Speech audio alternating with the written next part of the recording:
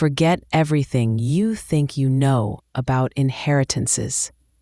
My name is Evelyn Harper, but most folks in Willow Creek, Ohio, just call me Evie. That day in early spring, my two children, my son Nark and my daughter Lisa, and I drove 3 hours to the Sunny Meadows nursing home. We were told Grandma Ruth had finally passed, and there was an inheritance waiting for us. We expected money, maybe the old farmhouse, perhaps enough to pay off some bills. But when the administrator handed us a plain envelope and said, "This is what your grandmother wanted you to have," my heart started beating a little faster. Inside was a key and an address we didn't recognize. And that was only the beginning. What we found at that address changed everything we thought we knew about family, about loyalty, and about the quiet kind of revenge that doesn't make a sound. Keep listening, because what happened next still keeps me awake some nights. Let me take you back to how it all started.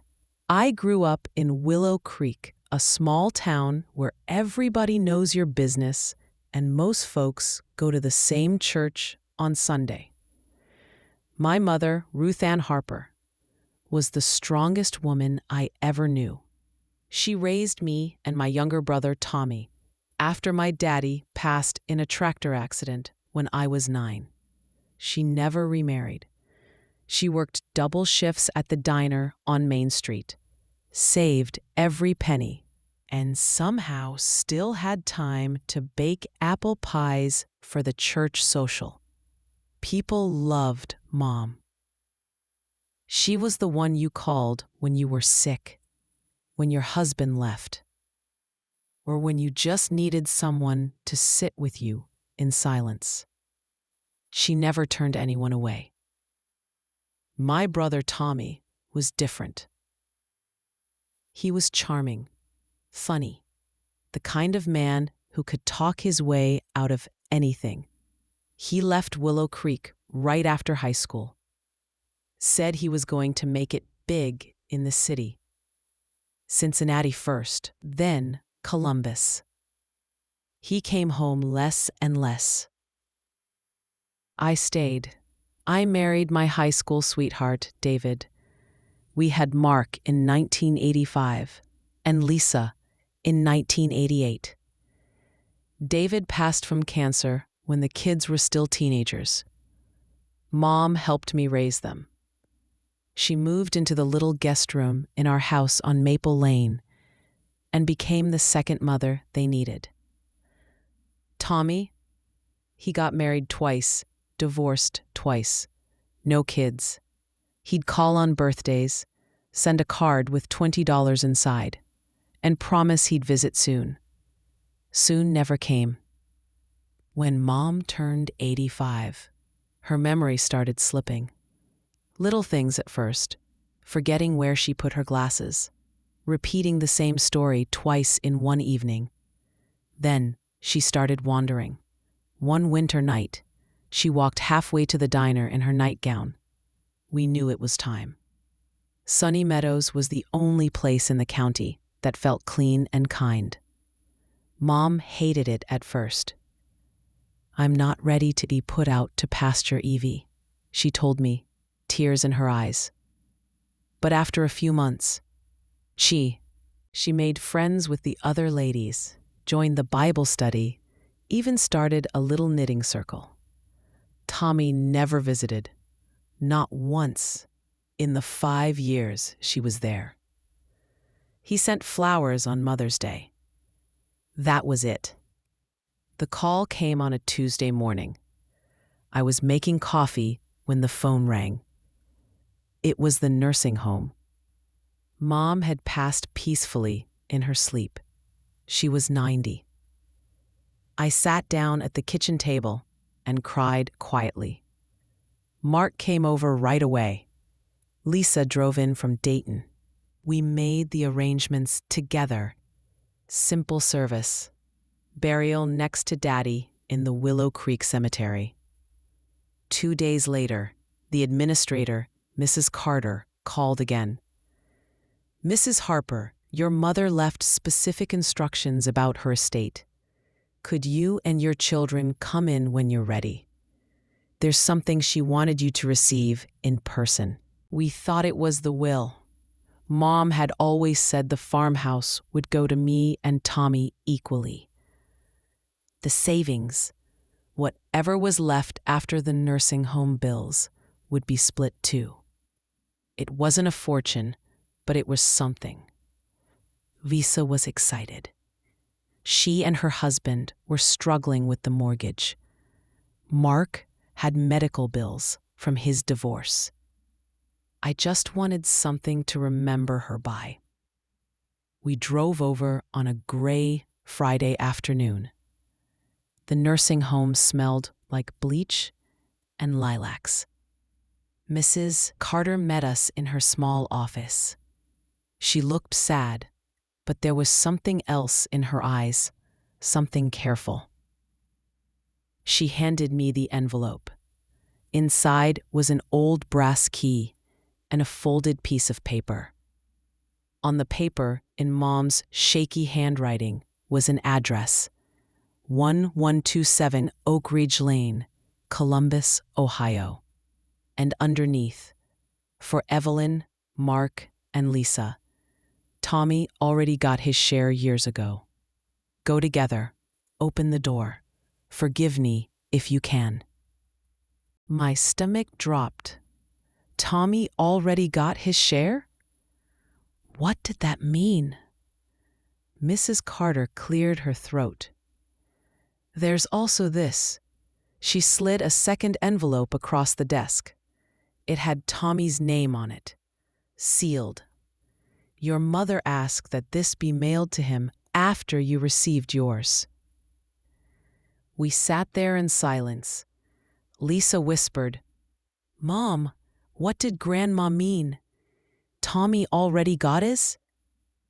I didn't know, but I had a bad feeling.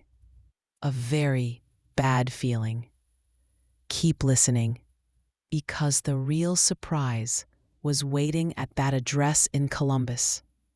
The whole way, we tried to guess what was at 1127 Oak Ridge Lane. Mark thought maybe a storage unit full of antiques. Lisa hoped for savings bonds. I just kept thinking about Mom's words.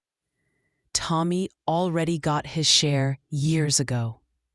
Tommy had called me the night before. His voice was thick, like he'd been crying. "Evie, I'm so sorry I wasn't there more. I should have visited. I feel awful." I told him about There was a long pause. Then he said, "Well, whatever Mom left, we'll split. Fair, right?" Something in his tone made my skin prickle. I said, "We'll see, Tommy." Oak Ridge Lane was in an older part of Columbus. Tree-lined streets, small brick houses with porches. Number 1127 was a cute bungalow, pale yellow with white trim. Flowers in the window boxes. It looked lived in. There was a car in the driveway, a blue sedan I didn't recognize. We parked and walked up the path. My hand shook as I put the key in the lock. The door opened easily. A woman was standing in the hallway. Mid-50s, soft gray curls, kind eyes. She smiled like she'd been expecting us. "You must be Evelyn," she said gently. "And Mark and Lisa. Come in. My name is Margaret. Your mother asked me to wait for you." We stepped inside. The house smelled like cinnamon and fresh laundry. Family photos on the walls, children's drawings on. And then I saw them. 2 teenagers coming down the stairs. a boy about 16, tall and lanky. A girl, maybe 14, with braces. Margaret put her hand on the boy's shoulder. "This is Jacob, and this is Emily." She took a deep breath. "They're your cousins." Ruth was their grandmother too. The room started spinning. Lisa grabbed my arm. Mark whispered, "What?" Margaret's eyes filled with tears. Ruth helped me raise them. For the last 15 years, this has been her second home. She sold the farmhouse quietly 10 years ago and used the money to buy this house for us. She was here almost every weekend. She paid for their braces, their school trips, their college funds. I looked at the photos on the wall. There was Mom, younger, smiling, holding a newborn baby. Mom at a soccer game. Mom at a dance recital. And there, in the biggest frame, Mom with Margaret and the 2 kids at Christmas. Happy. Really happy. Margaret said softly, "Ruth loved you all very much." But she said Tommy stopped speaking to her after she refused to give him more money. And she felt you didn't need her the way we did. I felt like someone had punched me in the chest. All those years I thought Mom was lonely at Sunny Meadows. All those times I felt guilty for not visiting more. She had another family, a secret family she chose, and she gave them everything. But why tell us now? Why bring us here? That's when Margaret handed me a letter. In Mom's handwriting. Thick envelope, my name on the front. I sat down on the couch, legs shaking. Lisa and Mark sat beside me. We opened it together. And what was inside? Well, that was the real inheritance. And it broke my heart all over again. But you'll have to keep listening, because what Mom wrote changed everything. The letter was 12 pages long. Mom wrote it over several months, she said. She knew her time was coming. She wanted us to understand. She started with an apology. "My dearest Evelyn, Mark, and Lisa, if you're reading this, I'm gone. And you've met Margaret and the children. I hope you're sitting down. I'm so sorry for the shock. Margaret was a waitress at the diner where I worked years ago. Her husband left her with 2 little ones and a mountain of debt. I saw myself in her, the single mother trying to hold it all together. I started helping. A little money here, babysitting there. Then more. When Tommy came to me the last time, asking for $20,000 to start a business, I said no. He got angry, called me selfish, said I owed him because he was my son. That was the last time we spoke. I was hurt, and I was tired of being the one who gave and never felt it come back. So I sold the farmhouse quietly. No one in Willow Creek needed to know. I bought this little house for Margaret and the kids. I helped raise Jacob and Emily. They called me Grandma Ruth. They needed me, and I needed to be needed. I know this feels like betrayal. I know you're hurting. But please understand, I never stopped loving you. I just ran out of love to give away pieces that were never returned." She went on to explain the money. There was nothing left. The nursing home took most of the savings. The rest went to Jacob's and Emily's college accounts. Then came the part that made me cry hardest. I left you something better than money. I left you the truth, because secrets eat at a family. I don't want that for you. And I left you Margaret, Jacob, and Emily. If you can find room in your hearts, they're good people. They loved me without asking for anything. Forgive me if you can. If you can't, I understand.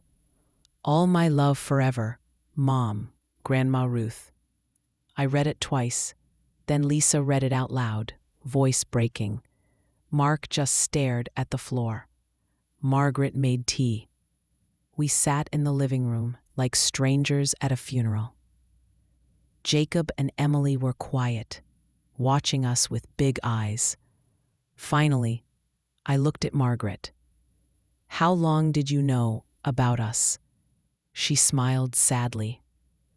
Always. Ruth talked about you all the time. I took a deep breath, and for the first time in my life, I told my brother the truth. Everything. There was a long silence. Then he exploded. That's not fair. She can't do that. I'll contest the will. I said quietly, there's no will to contest, Tommy. And the farmhouse was sold 10 years ago. You got angry when she wouldn't give you more money, and you stopped talking to her. She gave what was left to people who loved her back. He screamed, called me names, said I was jealous. Then he hung up. He never called again. But something started shifting inside me. Quietly, like a door opening I didn't know was there. The weeks after were hard. I couldn't sleep. I kept replaying every visit to the nursing home. All the times I thought Mom looked content. Maybe she was thinking about Jacob and Emily. All the times I felt guilty for not doing more. Maybe she didn't need more from me. Lisa was angry. How could Grandma do this to us? Mark was quieter. He said, maybe she felt we didn't need her as much. We had each other. They didn't. I didn't know what I felt. Hurt. Confused. A little jealous, if I'm honest. Then one Sunday, Jacob and Emily showed up at my door. Margaret had driven them. They brought a casserole and a photo album. Jacob said shyly, Grandma Ruth told us to bring this if you'd let us. We sat at my kitchen table, the same one Mom used to make cookies on. We looked through the album. Pictures of the kids growing up, birthdays, first bikes, graduations. And on every page, Mom's smile was bigger. Emily, the quieter one, said she talked about you all the time. She kept your pictures in her room at Sunny Meadows. She said you were her first family, and we were her second chance. Something cracked open in my chest. Not anger anymore, just sadness. Deep, heavy sadness. I hugged them both. They hugged back like they'd been waiting years to do it. Margaret stayed for coffee. We talked for hours. About Mom. About life. About second chances. That was the beginning. Over the next year, things changed slowly. Jacob started coming to Willow Creek on weekends to help Mark fix up the old barn. They became friends. Emily and Lisa started texting. School stuff, boy stuff, normal teenager things. I drove to Columbus every other Sunday for dinner. Margaret taught me Mom's cinnamon roll recipe, the one I thought only Mom knew. We laughed. We cried. We shared stories. And slowly, the hurt turned into something else.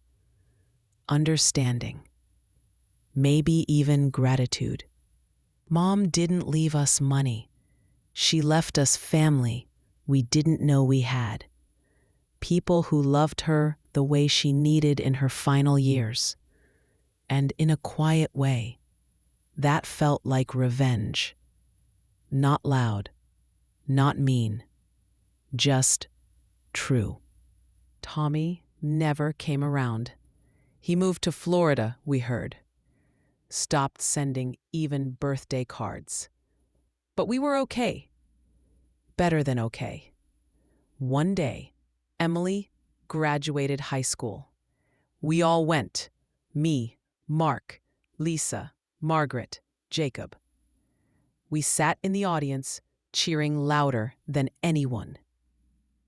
Afterward, Emily ran to us and said, "Thank you for coming, Aunt Evie." Aunt Evie.